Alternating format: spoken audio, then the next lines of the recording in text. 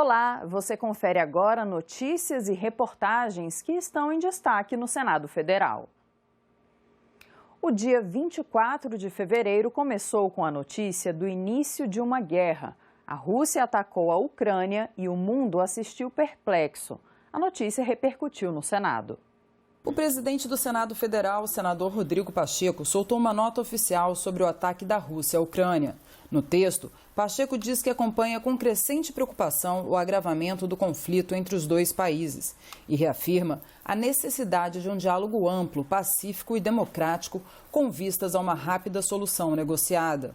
E segue dizendo que a crença na democracia, na convivência harmoniosa, no respeito aos direitos humanos e no multilateralismo consagrado pelos princípios das Nações Unidas nos leva a renovar nossa melhor expectativa no que se refere ao encaminhamento de uma solução pacífica. Outros parlamentares usaram as redes sociais para falar sobre o assunto. No Twitter, o senador Alessandro Vieira escreveu que as consequências para o mundo podem ser dramáticas. Solidariedade aos ucranianos. Já o senador Fernando Collor tuitou: nosso apelo é pela suspensão imediata das hostilidades e retomada das negociações. Carlos Viana escreveu: o ataque não provocado da Rússia aos ucranianos mostra o quanto é necessário uma nação que tenha controle do próprio território. A crise entre os dois países começou quando os Estados Unidos enviou um convite para a Ucrânia a integrar a OTAN, aliança militar entre países que assinaram o Tratado do Atlântico Norte. A Rússia exigiu que a Ucrânia não aderisse. No entanto, a Ucrânia não deu resposta e acusa há anos a Rússia de atentar contra sua soberania. Lamento profundamente que tenha se esgotado o diálogo, que é o caminho do entendimento. E também quero me solidarizar com as pessoas inocentes que estão sendo vítimas dessa guerra insana e desnecessária, logo depois de uma guerra contra a pandemia. Que o número de refugiados vai aumentar devido à crise Rússia-Ucrânia. Quantos morrerão se essa guerra persistir? Crianças, jovens, pais, mães, tios, avós, soldados. O diálogo e a diplomacia ainda são os melhores caminhos para resolver os problemas, as tensões e evitar as guerras. Normalmente, quando se entra numa guerra, dificilmente se avista a porta de saída dela, porque pode até ser entendido como uma covardia ou um recuo. E nós temos que fazer todos os esforços para que isso não prospere mais. Que o Brasil, dada a relevância que o país tem no cenário internacional, dada a posição histórica que o Brasil tem assumido ao longo dos anos, da autodeterminação dos povos, do respeito à autonomia e à individualidade das nações, o Brasil se posiciona de maneira clara, inequívoca, de maneira transparente e firme contra esse abuso de autoridade, essa invasão descabida, desnecessária, abusiva, que só demonstra a prepotência e a força de um país sobre um país vizinho que, evidentemente, não tem o poderio militar da Rússia para enfrentá-lo. A presidente da Comissão de Relações Exteriores, senadora Cátia Abreu, também falou sobre a crise. Em nota, disse que considera as ações militares russas na Ucrânia fato de extrema gravidade, que viola princípios fundamentais da Carta da ONU e do direito internacional por atentar contra a soberania e a integridade territorial de um país soberano e colocar em risco a vida de cidadãos inocentes. E termina dizendo que o Brasil deve, em especial em sua atuação no Conselho de Segurança da Organização das Nações Unidas, propugnar pela cessação imediata da violência e pela resolução pacífica do conflito. O projeto que altera a incidência do ICMS sobre os combustíveis foi discutido na quarta-feira pelo Senado. A votação, no entanto, ficou para depois do Carnaval. O debate foi longo. Muitos senadores ainda tinham dúvidas sobre a última versão do projeto que muda a forma de cobrança do ICMS sobre os combustíveis. Vão fixar uma média, o Confas vai fixar pelo preço de hoje, que o petróleo está lá em cima, vai jogar lá na Petrobras, lá na origem, né, um imposto monofásico altíssimo. Há muita possibilidade, assim como subiu de 60 para 90 nos últimos 12 meses, pode cair de 90 para 60 e nós ficaremos pagando esse imposto altíssimo nos próximos 12 meses. Então eu acho que é um defeito grave que tem. Não adianta essa pressa do Congresso, do Senado dizer, olha a opinião pública, nós resolvemos, quando na verdade sabemos que não estamos resolvendo coisa nenhuma. Aprovar o projeto como está não vai resolver o problema do brasileiro e da angústia que nós temos com o preço do petróleo, que todos nós queremos que abaixe. Outros eram a favor da votação imediata, para dar uma resposta à população. Nós vamos ser cobrados por esse adiamento. Mas se ele for em prol de um melhor projeto e de realmente da expressão de todos os senadores e senadoras, não sou eu que vou obstacularizar. Eu acho que o projeto está redondo, acho que o projeto pode ser votado. O presidente Rodrigo Pacheco decidiu dar mais tempo para a análise dos senadores. Que tenhamos, então, a clareza de que o projeto foi suficientemente discutido nesta tarde de hoje, o parecer já está concebido e apresentado pelo relator. Se há necessidade do tempo para reflexão, nós então daremos esse tempo para reflexão, com o compromisso de que na próxima sessão do Senado, que não seja de amanhã, após o Carnaval, nós possamos nos pronunciar, Senado da República, em relação tanto ao PLP 11 quanto ao projeto de lei 1472. E que tenhamos, então, uma conclusão. Se for aprovado, tanto melhor. Se for rejeitado, eventualmente, que seja, isso é do processo democrático. Fica adiada a apreciação desses projetos relativamente aos combustíveis para outra terça-feira, dia 8 de março. A proposta determina um valor fixo para o ICMS por litro de cada produto em todo o país, com um período de transição para a cobrança monofásica, quer dizer, em uma única fase da cadeia de produção, na refinaria ou na importação.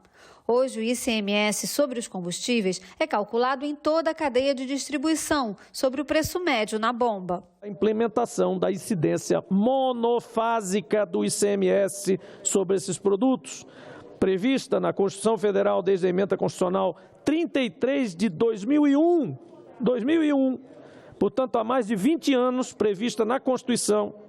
Esse mecanismo nunca foi implementado, senador Carlos, apesar de ser defendido por inúmeros especialistas, think tanks, entidades do setor, agentes, consumidores. O projeto que vem da Câmara, senadores e senadoras, não ataca a questão da monofasia.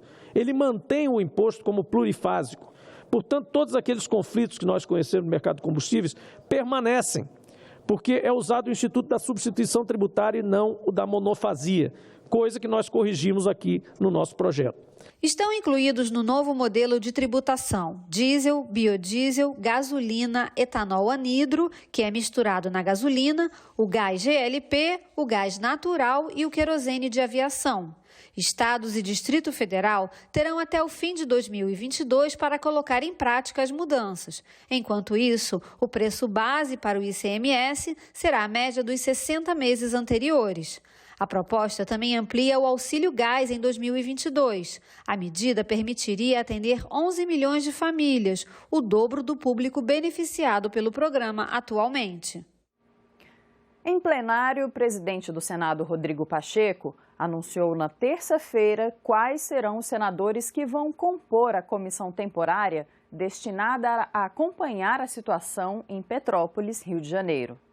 A presidência designou para membros titulares os senadores Wellington Fagundes, Carlos Portinho, Romário, Eduardo Girão, Esperidião Amin, Leila Barros, Carlos Viana e, para membro suplente, o senador Jean Paul Prates. O requerimento para a criação da comissão externa foi do senador Wellington Fagundes. A Lei Geral do Esporte, que consolida todas as normas do setor, foi aprovada na quarta-feira pela Comissão de Constituição e Justiça. A proposta agora será analisada pela Comissão de Educação, Cultura e Esporte. Sem polêmica, os senadores aprovaram por unanimidade a proposta que institui a Lei Geral do Esporte, que vem sendo discutida desde 2017. Com 270 artigos, o texto estabelece normas gerais sobre essas atividades no Brasil, como, por exemplo, como será o financiamento público e privado, a gestão das entidades esportivas, o regime de trabalho de atletas e treinadores e a infraestrutura das arenas esportivas. Diretrizes a serem seguidas pelas organizações esportivas públicas e privadas. O relator tomou como base o trabalho de uma comissão de juristas que analisou o tema, acatou várias emendas e apresentou um substitutivo. A proposição é constituída por 270 artigos e pretende reunir em um único diploma legal normas que atualmente figuram em diversas leis federais. Tem, portanto, um caráter misto. Consolida em um só texto as leis já existentes e promove alterações, algumas de grande impacto na regulação vigente. O texto traz novidades como a punição a condutas racistas e homofóbicas nos estádios e ginásios esportivos. Cria uma espécie de lei da ficha limpa para as entidades esportivas, impedindo pessoas afastadas por gestão temerária ou fraudulenta de dirigir clubes e federações, e também prevê a instituição e regulamentação do Sistema Nacional do Esporte, o Sinesp. Este projeto chegou a este momento de harmonia graças a uma união de expertises. Primeiro, o relator, que é um homem paciente, compreensivo e que ouve. Segundo, ao fato, a circunstância de o Senado hoje contar com 3 VIPs. O senador Carlos Portinho é um expert nesse assunto, legislação esportiva e que tal, em coisas conexas, que é essencial que seja modernizada. E a participação de 2 extraordinários valores definitivamente importantes para essa questão, que são a senadora Leila, que se dedicou de maneira especial, e o senador Romário, ambos, independente de ser Flamengo ou Vasco, né, são unanimidades como conhecedores do assunto. A proposta será analisada agora pela Comissão de Educação, antes de ir a plenário. A Comissão de Constituição e Justiça discutiu também outras 2 propostas que, na busca de um acordo, tiveram a votação adiada para depois do Carnaval. Uma foi o projeto que modifica regras para registro, cadastro e porte de armas de fogo. A outra é a proposta de emenda à Constituição que faz uma reforma tributária, unificando diversos tributos em um só, o Imposto sobre Valor Agregado. Na terça-feira, a Comissão de Assuntos Econômicos aprovou um projeto que reconhece e regula o mercado de criptomoedas no Brasil. Há requerimento para que ele seja também votado em plenário. Criptoativos basicamente são moedas digitais desenvolvidas para funcionar com sistema de controle descentralizado, sem ter lastro ou vinculação com qualquer governo ou banco. Se você quer investir em criptoativos, uma opção é recorrer a uma exchange, que é uma corretora dessas moedas. O Brasil ainda não tem uma lei para regular esse mercado. Apesar da gente já ter um marco regulatório de criptoativos no Brasil, voltado para a tributação, que é o caso da Instrução Normativa 1888 de 2019, da Receita Federal, que basicamente estabelece ali e que disciplina, na verdade, a prestação de informações relativas a operações com criptoativos, a gente até então não tem uma lei que regulamente o tema ou, inclusive, os intermediários ou prestadores de serviços desse mercado de criptoativos. Está no Congresso um projeto para regular a atividade. A Comissão de Assuntos Econômicos do Senado aprovou um texto que cria diretrizes e regulamenta as exchanges de criptoativos. Esse projeto está regulando, ele tem um foco na empresa, né, são essas empresas intermediadoras dessas operações com criptomoedas, tipo Bitcoin, Ethereum e diversas outras. Porque a preocupação de várias autoridades, né, incluindo o Banco Central, a CVM, que participaram de audiências públicas na própria CAI para instruir a matéria, A preocupação é com a lisura dessas empresas. Essa lei ela vai estabelecer o regulador que vai estabelecer inúmeras outras regras que o setor vai ter que seguir, assim como é feito para outros setores, para bancos, outros setores do mercado financeiro de capitais, né, bancos, corretoras, todos eles seguem normativos infralegais, né? O texto estabelece vários critérios para trazer mais transparência e segurança nas operações com criptos. Entre as medidas estão, por exemplo, alteração na lei de lavagem de dinheiro para que as exchanges comuniquem ao COAF movimentações atípicas, a inclusão das corretoras na lei que estabelece os crimes contra o sistema financeiro e a criação de um novo tipo penal. Ela traz algumas modificações em legislações anteriores também. Então, ela vai incluir, por exemplo, as exchanges nas pessoas sujeitas a mecanismos de controle da lei lá de prevenção à lavagem de dinheiro. Além disso, ela vai incluir no Código Penal brasileiro uma previsão de uma fraude específica especificamente de prestadores desses serviços de ativos virtuais. E a gente vai ter uma diferença, porque a fraude comum ela tem uma pena de reclusão de 1 a 4 anos, além de multa, e no caso de fraudes por exchanges, ela teria uma pena muito maior, que começa aí de 5 e vai até 8 anos de reclusão, além da multa. As corretoras comemoraram o avanço da lei. Com o projeto de lei, os papéis e responsabilidades entre todos os agentes públicos e privados estarão bem estabelecidos, dessa forma organizando melhor o setor e trazendo mais segurança para quem investe. Além disso, a transferência e responsabilidade de supervisão para um órgão regulador específico trará mais segurança para o mercado para garantir que todas as empresas estejam operando dentro da lei. Segundo o senador Irajá, relator do texto, quase 3 milhões de pessoas estão registradas em corretoras de criptomoedas. Em 2018, mais de 6,8 bilhões de reais foram negociados em criptoativos no Brasil. A intenção do projeto é coibir ou restringir as práticas ilegais, né, como a lavagem de dinheiro, né, evasão de divisa, né, e tantos outros crimes que são cometidos, infelizmente, nesse segmento. Nós não podemos generalizar, né, há um mercado que é lícito, né, legal, é a grande maioria desse mercado, só as exceções é que não são.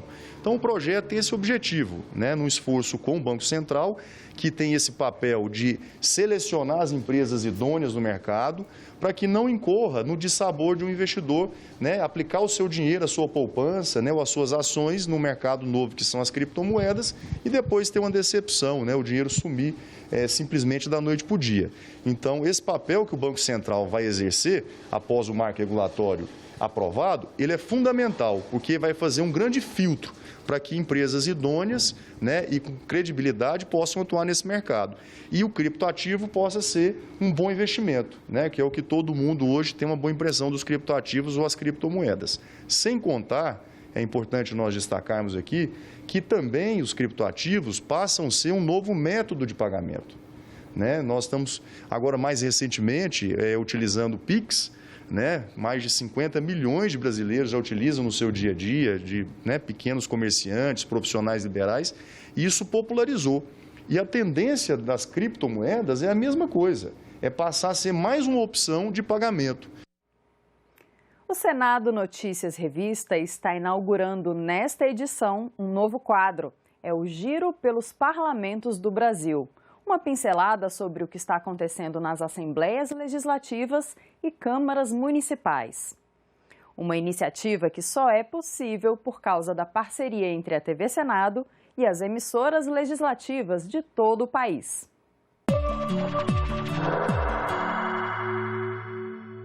Oi, pessoal! A partir de agora, a gente vai trazer semanalmente os assuntos quentes que estão mobilizando as casas legislativas do país.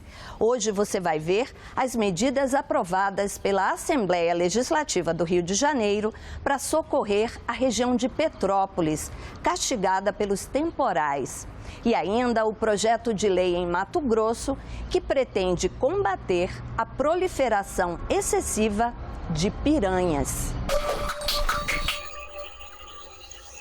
Em uma visita a Petrópolis para acompanhar o início dos trabalhos de socorro às vítimas do temporal, o presidente da Alerj, deputado André Siciliano, decidiu apresentar um projeto de lei que foi aprovado em regime de urgência para doar ao município 30 milhões de reais do Fundo Especial da Assembleia. Os recursos vão ser utilizados em ações emergenciais de socorro aos cidadãos afetados. Os parlamentares também aprovaram mensagens do governo que vão beneficiar micro, pequenas e médias empresas de cidades que tenham decretado estado de emergência ou de calamidade pública. O dinheiro virá do Fundo de Recuperação Econômica dos Municípios e do programa Super RJ. O Super RJ, aliás, a partir de outro projeto aprovado na Alerj, vai poder beneficiar cumulativamente as pessoas que já recebem auxílio do governo federal ou da prefeitura. Nós modificamos a legislação, incluindo um parágrafo para que, em caso de calamidade pública, o beneficiário possa acumular esse benefício. Então, isso vai possibilitar uma ajuda significativa para os moradores de Petrópolis, que estão sofrendo por conta da calamidade, da perda dos seus entes queridos. E a Alerj vai destinar ainda 40 milhões de reais para 16 municípios das regiões Norte e Noroeste Fluminense, que também sofreram os impactos das chuvas. Cada prefeitura vai receber 2,5 milhões de reais. Outras propostas aprovadas pela Casa vão permitir a prorrogação do pagamento de impostos, como ICMS e IPVA, nos locais em estado de calamidade pública em função das chuvas. Aqui em Mato Grosso, os deputados aprovaram em primeira votação um projeto de lei que determina a introdução de espécies nativas de peixes no reservatório da usina hidrelétrica de Manso. A ideia é conter o desequilíbrio ambiental e também o surgimento excessivo de piranhas no lago. O local, muito visitado por banhistas, tem registrado ataques a frequentadores. Recentemente, o presidente da Câmara de Vereadores de Várzea Grande, o segundo maior município de Mato Grosso, foi uma das vítimas.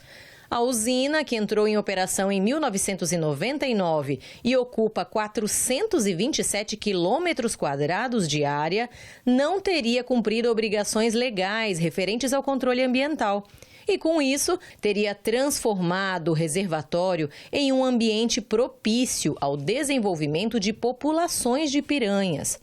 O projeto, de autoria dos deputados Eliseu Nascimento e Janaína Riva, segue agora para a segunda votação em plenário.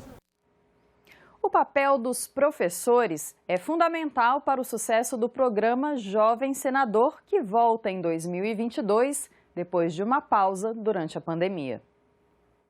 Criado em 2010, o programa Jovem Senador já se tornou uma tradição para os estudantes das escolas públicas de ensino médio de todo o país. O programa seleciona estudantes por meio de um concurso de redação para vivenciarem por uma semana a rotina parlamentar, atuando como jovens senadores. Os estudantes fazem contato com os senadores e as senadoras, olho no olho, tiram dúvidas, sugestionam projetos de lei, apresentam propostas que, se aprovada lá na Comissão de Direitos Humanos e Legislação Legislativa, vai tramitar na casa.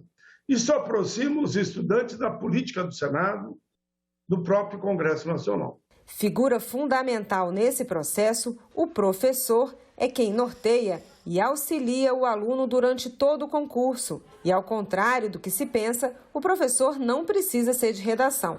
Pode ser de qualquer disciplina. Professor é inspiração, é orientação, porque ele não precisa ser um professor de redação. Ele pode ser qualquer professor da escola que oriente esse aluno. E aí ele vira um farol, né, de conhecimento e de busca desse aluno junto à escola, à Secretaria de Educação. E se o estudante for selecionado, o professor vem com ele a Brasília e acompanha todas as atividades e oportunidades que são oferecidas pelo Senado. Conhecemos toda a estrutura e, obviamente, funcionamento do sistema legislativo. Além disso, estabelecemos relações, convivências entre professores de todos os estados brasileiros. E até hoje, compartilhamos, trocamos ideias, mesmo tendo se passado tanto tempo após esse maravilhoso momento de encontro entre professores e jovens senadores. A escola da professora Cíntia Zoccoloto participa desde 2011 do programa Jovem Senador e ficou 7 vezes entre os 3 primeiros colocados. Depois que a gente ganhou, teve a oportunidade de ir a Brasília, nós percebemos que o jovem senador vai muito além, né, do que só aprender a escrever uma dissertação argumentativa, mas sim desenvolver o senso crítico em toda a classe estudantil. Os professores devem sempre ter esse olhar positivo para estimular os jovens a terem a consciência social, para despertar nesses jovens de que nós vivemos em sociedade e ninguém é uma ilha, e que nós temos que ser solidários e temos que dar o melhor de nós para que a sociedade viva em paz. O programa ficou parado nos 2 últimos anos por causa da pandemia e volta agora em 2022 com o tema 200 anos de independência, lições da história para a construção do amanhã. As inscrições podem ser feitas até o dia 18 de março pelo site do programa Jovem Senador. Ficamos por aqui. Você pode rever as reportagens desta edição na nossa página na internet, senado.leg.br/tv. Obrigada pela companhia. Continue sintonizado aqui na TV Senado.